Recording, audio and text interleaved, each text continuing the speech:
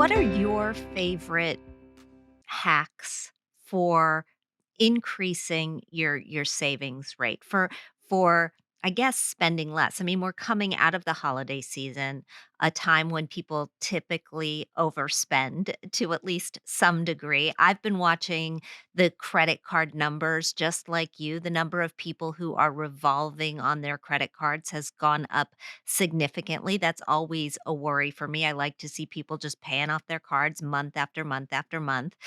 When you look at the spending part of the equation, how do you bring it into control? So part of it for me is if I don't see it, I won't spend it.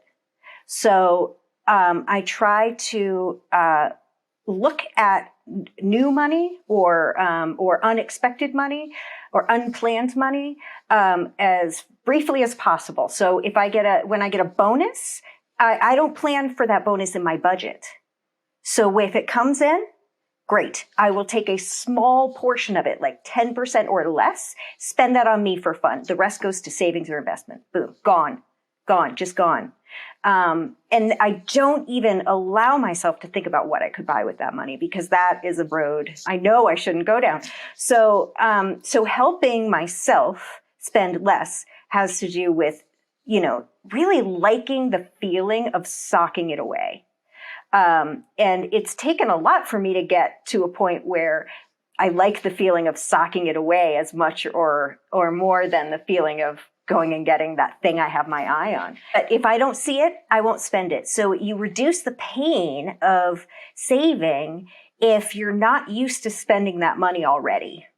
I like tax season coming up. Some people are already starting to think, I know this because I know how my own brain works. Some people are already starting to think about what they could buy with their tax return. Mhm. Now, if it's not in your life right now, and you're not happy because it's not, are you not happy because it's not in your life? Or are you not happy for other reasons, right? We need to make sure that we're not just funding our emotional state with stuff.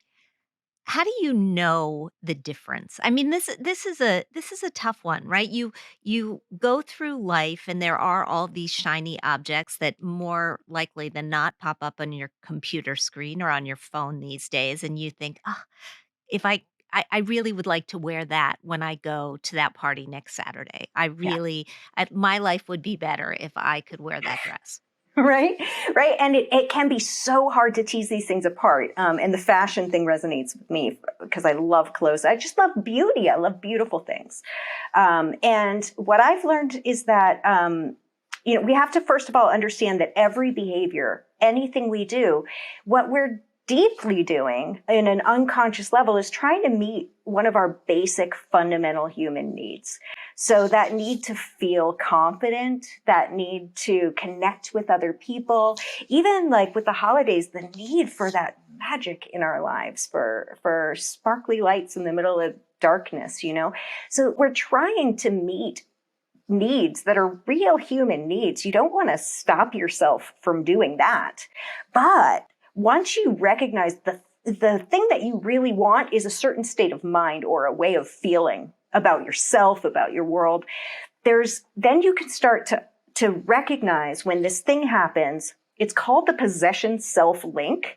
And it's when we own stuff, we actually do incorporate it into our sense of self. I mean, we do this Hmm. even at a table at a restaurant. If somebody walked up to your table at a restaurant and took the glass sitting in front of you, you would feel affronted because that's your glass. While you're sitting there and you have control over that glass, it's yours and it feels like yours. As soon as we own something, we incorporate it into this sense of self. And so then if our sense of self is lacking, we know that we can replenish it with a thing that represents that self that we want to feel like.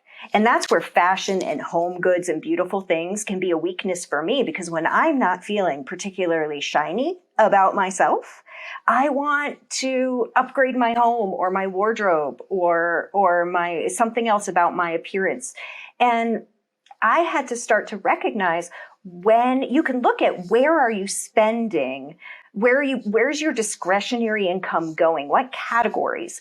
Is it focusing on. That tells you your priorities, your spending priorities. Now, just because you don't need it to survive doesn't mean you don't need it. Right.